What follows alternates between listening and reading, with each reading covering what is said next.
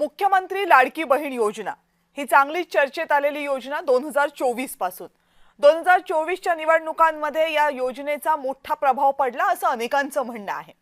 2024 नंतर मात्र म्हणजे निवडणुका झाल्यानंतर या योजनेमध्ये ज्या लाडक्या बहिणींना लाभ देण्यात आला होता त्या सगळ्या लाडक्या बहिणी या योजनेत राहणार नाहीत हे जवळपास स्पष्ट झालं।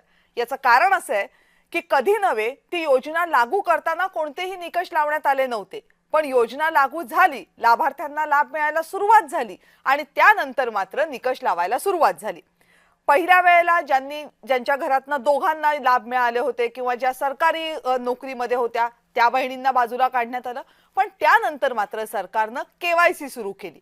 म्हणजे या योजनेमध्ये ज्या बहिणी आहेत त्या निकषामध्ये बसतात की नाही याची काटेकोर चौकशी करायला सुरुवात केली। आकडे 1-1, 2-2 येत होते, पण आज जो आकडा आलाय तो फार मोठा आहे।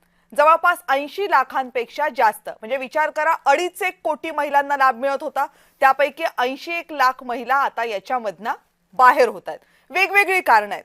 याच्यातलं सगळ्यात मोठं कारण काय आहे तर जी केवायसी या महिलांना पूर्ण करायला सांगितली होती त्यातल्या जवळपास 60 लाख महिलांनी आपली केवायसी पूर्ण केलेली नाहीये। बाकी मग ज्या सरकारी नोकरीमध्ये होत्या, ज्यांच्या घरामध्ये 4 चाकी होत्या, ज्यांच्या घरामध्ये इन्कम टॅक्स रिटर्न भरले जात होते वगैरे वगैरे वगैरे निकषांनुसार बाहेर पडल्या।